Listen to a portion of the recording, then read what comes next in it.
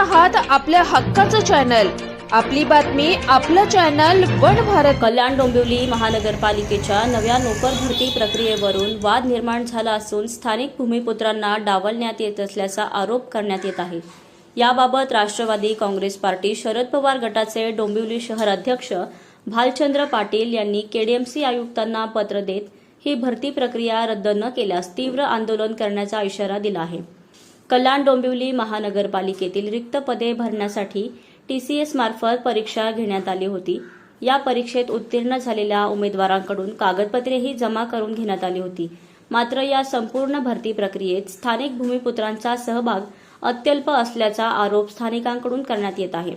1% कमी प्रमाणातच स्थानिक उमेदवारांचा समावेश असल्याने ही प्रक्रिया अन्यायकारक असल्याचे म्हटले जात आहे।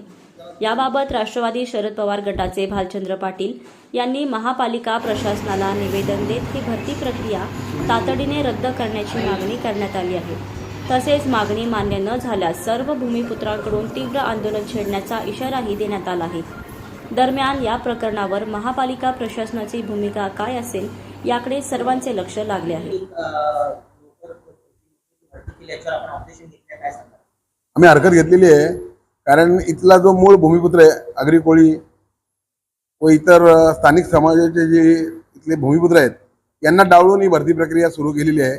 आणि कोणालाही याचा मागमूस लागू न देता काही महापालिकेतले जे भरती प्रक्रियेतले अधिकारी आहेत यांनी काही नेत्यांच्या संगनमताने त्यांच्या मर्जीतली लोक त्यांना नोकरी मिळावी म्हणून हे सगळे षडयंत्र रचलेलं आहे।